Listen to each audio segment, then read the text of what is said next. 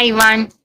હા ક્યાં તો આજે અમે શું બનાવ્યું છે? શીરો. યસ. શેનો? ઘઉંના ભાખરીનો.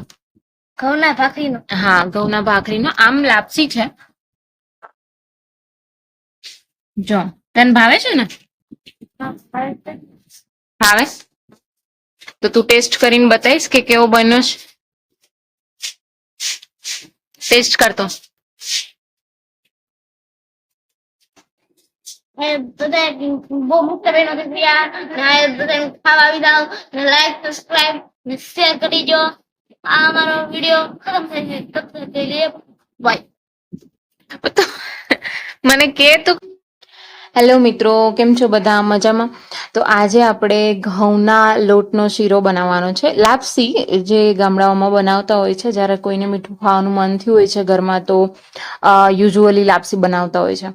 તો સૌપ્રથમ તો અમે પેલા જે ગુંદર છે એને દળી નાખ્યો છે. ગુંદર આપણી હેલ્થ માટે બહુ સારો છે, અને સાંધાનો દુખાવો થતો હોય છે કે પછી હાડકાનો આ રીતે પ્રોબ્લેમ હોય છે, તો એ લોકો માટે સાંધાના દુખાવા માટે ખાસ ગુંદર છે એ બહુ જરૂરી છે. તો હું રેકમેન્ડ કરીશ કે ખાસ તમે કોઈ શીરો બનાવો તો આ રીતે ગુંદર નાખો. તો આપણે એક વાટકા જેટલો લોટ લીધો છે ભાખરીનો, અને વરિયાળી ખાંડીને લીધી છે. આ આપણું ગુંદર છે. અને થોડું ઘી લીધું છે, અને ગોળ. હવે આમાં જે પ્રમાણે તમારું લોટ છે એના ચોથા ભાગનો ગોળ લેવાનો છે, અને અડધા ભાગનું ઘી લેવાનું છે.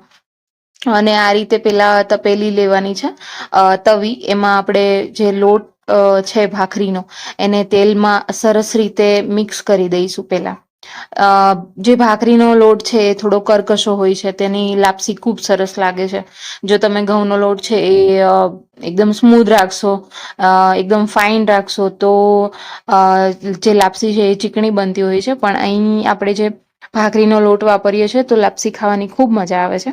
અને આ રીતે આપણે તેલમાં પેલા તો બાઈન્ડ કરી દઈએ છીએ, તેલ સાથે મિક્સ કરી દઈશું સરસ રીતે. અને તમે એકવાર હાથેથી મુઠિયા બનાવીને જોઈ શકો છો કે જો એનું મુઠિયા બની જાય તો એ લાપસી ખૂબ સરસ બને. તેલમાં એ રીતે મિક્સ કરવાનું છે. તો તમે જોઈ શકો છો કે આ રીતે અમે પેલા મિક્સ કરી દઈએ છીએ, બાઈન્ડ કરી દઈએ છીએ.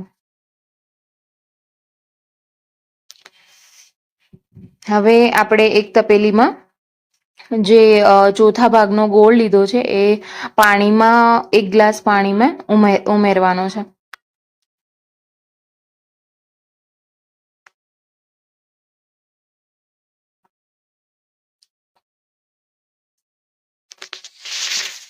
હવે ગરમ પાણીમાં છે એને ગોળને મિક્સ કરી અને સરસ રીતે ઉકાળી લેવાનું છે. ત્યારબાદ આપણે એમાં ઘી ઉમેરીશું.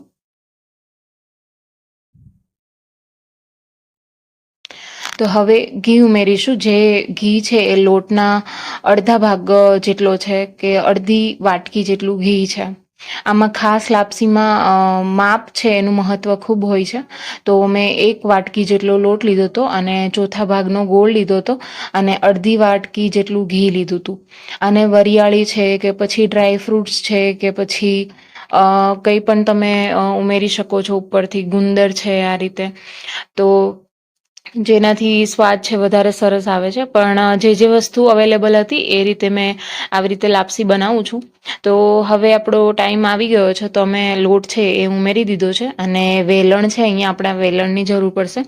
તો વેલણથી છે પેલા તો ખાડા કરી દઈશું. અને હવે ગેસ છે એકદમ ધીમો પાડી દેવાનો છે. ધીમી આંચ ઉપર આપણે લાપસી ફેરવીશું.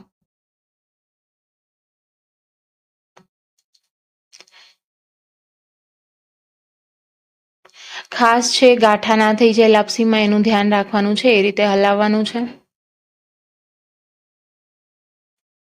મિક્સ કરતું રહેવાનું છે. તમારો હાથ દુખવા લાગશે, પણ મિક્સ કરતા રહીશું એટલે લાપસીમાં ગાંઠા નહીં પડે અને સરસ બની જશે. અને હવે ધીરે ધીરે આપણે વરિયાળી છે એનો પાવડર જે છે એ ઉમેરી દેવાનો છે.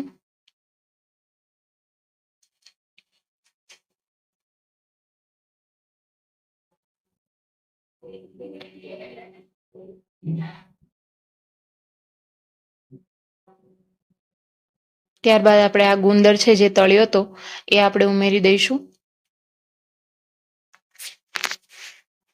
હવે બંને વસ્તુને મિક્સ કરી અને આપણે 5 એક મિનિટ માટે ધીમા ગેસ ઉપર આપણે એને ચડવા દેવાનું છે. ઢાંકીને